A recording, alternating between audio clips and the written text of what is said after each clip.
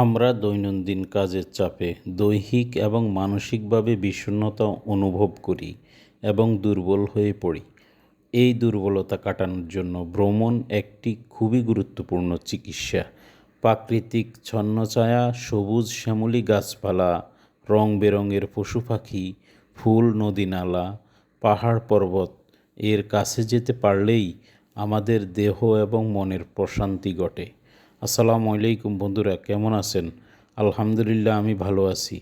আজকে আমরা ভ্রমণের একটি নতুন ব্লগ নিয়ে যাচ্ছি লক্ষ্মীপুর শহর থেকে 5 কিলোমিটার পশ্চিমে দালাল বাজার জমিদার বাড়ি। প্রায় 400 বছর আগে এই জমিদার বাড়িটি জমিদার লক্ষ্মীনারায়ণ বৈষ্ণব প্রতিষ্ঠা করেন। তার আদি নিবাস ছিল ভারতের কলকাতায়।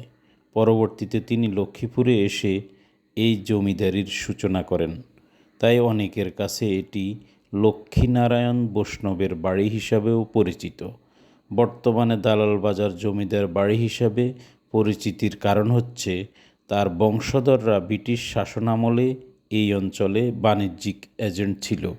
তাই স্থানীয় লোকেরা তাদেরকে ব্রিটিশদের দালাল বলে আখ্যায়িত করে।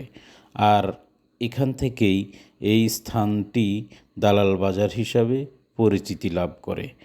ভারতবর্ষ ভাগ হওয়ার আগ পর্যন্ত জমিদারের বংশধররা একাধারে এখানে জমিদারি পরিচালনা করে থাকেন। পরবর্তীতে নোয়াখালী লক্ষ্মীপুরের সাম্প্রদায়িক দাঙ্গার সময় তারা এই জমিদার বাড়ি ত্যাগ করে অন্যত্র চলে যায়। আর এইভাবেই এই জমিদার বংশ ও জমিদারির সমাপ্তি ঘটে। এই জমিদার বাড়ির রাজকীয় প্রবেশদ্বার, প্রাসাদ, অন্দরমহল ও সানবাঁধানো পুকুরঘাট পর্যটকদের বিমোহিত করে। বর্তমানে এখানে একটি রেস্ট হাউস রয়েছে।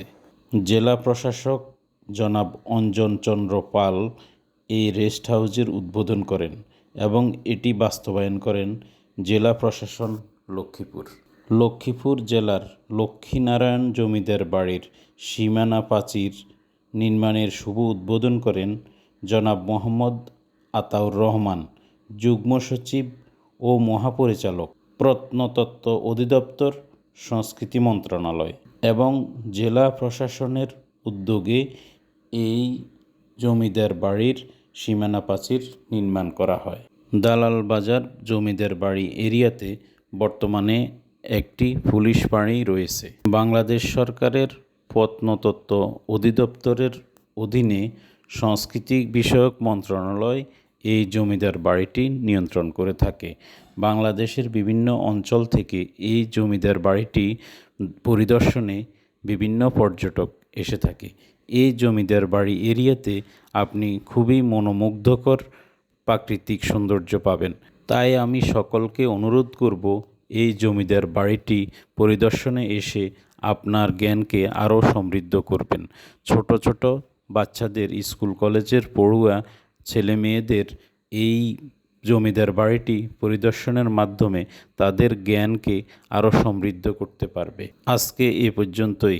আগামীতে আরও নতুন কোনো সুন্দর ব্লগ নিয়ে বা নতুন কোনো বিষয় নিয়ে আপনাদের সামনে হাজির হব। সেই পর্যন্ত ভালো থাকবেন। ধন্যবাদ সবাইকে। আসসালামু আলাইকুম।